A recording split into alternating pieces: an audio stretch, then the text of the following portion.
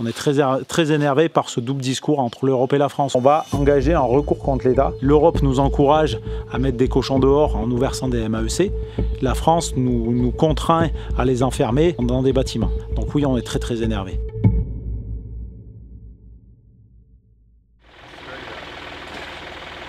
On est sur une ferme de polyculture élevage qui a à peu près 70 hectares. Et sur cette ferme, on élève des cochons sur les champs et des brebis sur les prés. Donc la ferme, elle est en place depuis 3 générations. Et en 2006, je me suis installé suite à un départ en pré-retraite. On est 2 associés, on embauche des personnes pour nous aider. Au total, on comptabilise 3,5 UTH. On a gardé le troupeau de brebis, 300 mères. On a rajouté un atelier d'engraissement de cochons en plein air intégral. On élève 70-80 cochons par an. Ils utilisent 2 hectares de parcours. Et donc en fait, l'idée c'est de faire revenir les cochons tous les 6 à 7 ans sur les terres. C'est à peu près 2 à 3 années de céréales à paille, 4 à 5 années de luzerne et 1 année de cochon. Donc là, ce lot de cochons là, ils ont pris place derrière une céréale. Ailleurs, on a des luzernes en fin de carrière qui demandent juste à être pâturées. Donc on ira déplacer ces cochons dans un champ voisin. Alors en 2018, on nous a parlé de biosécurité. On a fait la formation biosécurité qui était obligatoire. On nous l'a vendu comme c'est une nécessité pour ne pas être embêté avec les services de l'État. Donc on l'a passé. La formation en elle-même, ça nous a fait arracher des bonds parce qu'on a pigé tout de suite en fait, qu'on ne satisferait jamais à cette réglementation. Toutes les mesures qui étaient prises allaient à l'encontre même du fondement même de notre élevage. Tout de suite, on a su en fait qu'on aurait cette épée de Damoclès sur la tête et que l'idée c'était de retarder au maximum l'échéance du contrôle. En 2024, on a été contrôlé. Sur ce rapport de contrôle, il n'y a absolument rien qui satisfait la biosécurité. Le plan de biosécurité, les sas sanitaires et les clôtures anti-suidées, et bien sûr on ne satisfait à rien de tout ça. Cette biosécurité, elle n'est pas du tout adaptée à des élevages en plein air. La biosécurité nous contraint à des parcs fixes, alors que nous on a besoin de mobilité. Et que si on voulait satisfaire déjà la biosécurité, la première des choses, c'est qu'il faudrait qu'on abandonne à la soupe en plein air aux cochons. C'est la source. La soupe, elle est composée de céréales broyées, gonflées dans du petit lait pendant 24 heures.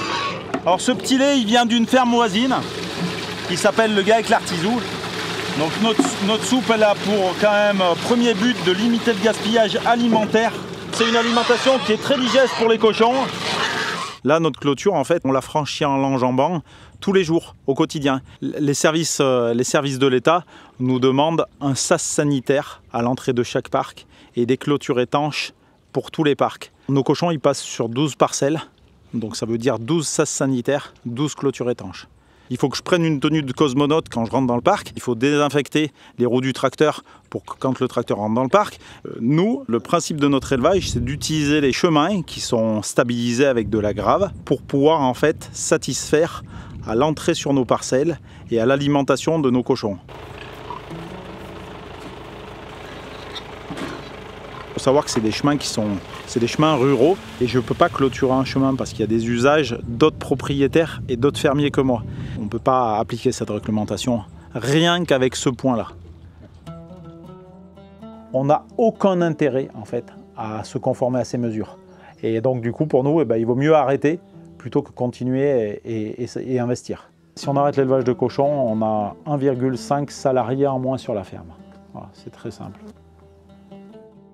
On n'est pas paysan pour s'encombrer en fait de ce tas de choses qui non seulement nous sont inutiles, mais nous sont nuisibles. On n'aura aucun mal en fait à remettre des champs en prés et que les prés soient pâturés par les animaux. Nous, ça ne nous posera aucun problème, ça. L'État ne nous encourage pas à se décoiner pour bien nourrir les citoyens de cette société, quoi.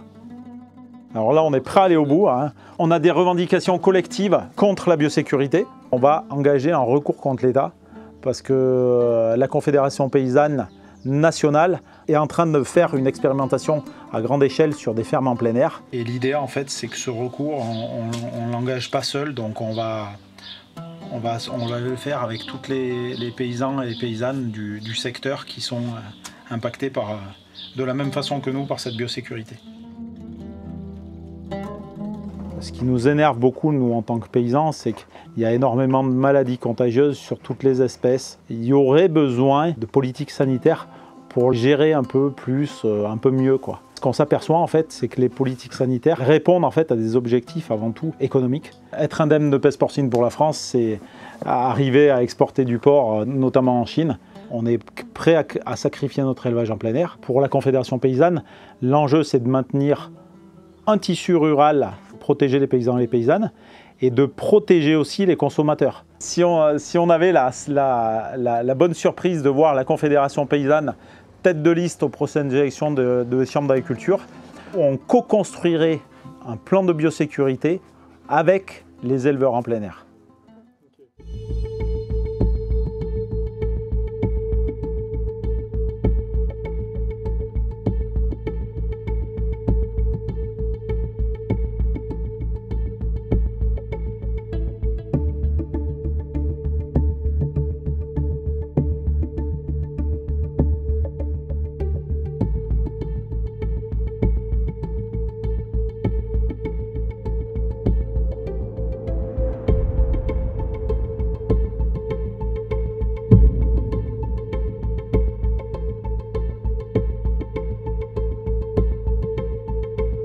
Alors expliquez-nous comment vous voulez repeupler les campagnes.